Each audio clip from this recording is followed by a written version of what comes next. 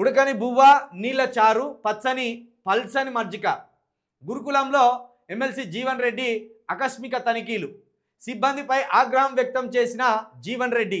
విద్యార్థులకు భరోసానిచ్చిన ఎమ్మెల్సీ ప్రభుత్వం దృష్టికి తీసుకు వెళ్తానని హామీ.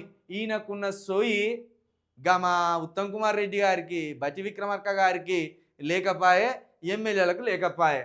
ఎమ్మెల్సీ 80 సంవత్సరాలు పైబడ్డోడు తన నియోజకవర్గానికి పోయినట్టున్నాడు. మరి ఎట్టున్నదని కనీసము అక్కడ వాటిని పరీక్షించి వస్తున్నాడు.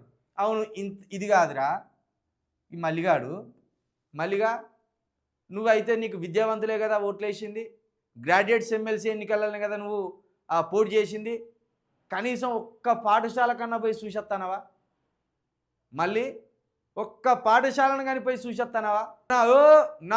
నేను ఎంత మొగోన్నో చేతులు ఎత్తుర్రి మీరు. నేను మొగోన్ని అయితే చేతులు ఎత్తుర్రి, నేను మొగోన్ని కాకపోతే చేతులు దించుర్రి అన్నావు కదా.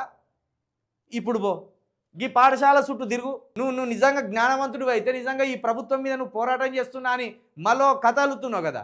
నువ్వు కొట్లాడవలసింది బీసీల పట్లనో, ఎస్సీల పట్లనో, ఎస్టీల పట్ల కాదు. నీకు ఓట్లేసిన విద్యావంతుల పట్ల కొట్లాడాలి. నువ్వేమన్నా ఉచిత విద్య అన్నావు కదా. మరి పోరగాని లాగమై సత్తాను విధవా, పోయి చూసిరా.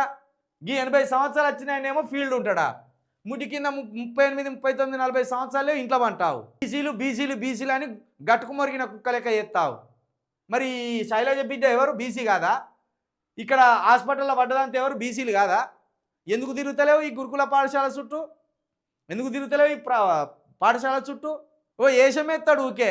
ఏం చల్లగా ఉండాలి అక్కడ, కాసేపు కూర్చొని పోజులు కొట్టాలి, నీ పోరాటం చేసినట్టు బిల్డప్ కొట్టాలి. జీవన్ రెడ్డి కాళ్ళు మొక్కిన పనికిరావు నువ్వు. చూడు 80 సంవత్సరాల ఏజ్లో జీవన్ రెడ్డి గారు ఇదే స్కూల్కు పోయి ఎట్టున్నది ఆహారం అని చూస్తున్నాడు.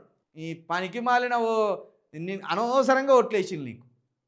నువ్వు ఫెయిల్, అట్టర్ ఫ్లాప్. నువ్వు 6 నెలల్లో నీ ప్రోగ్రెస్ కార్డు తీసుకొస్తే అన్ని గుండుసున్నాలే ఉంటాయి నీకు, అన్ని గుండుసున్నాలే.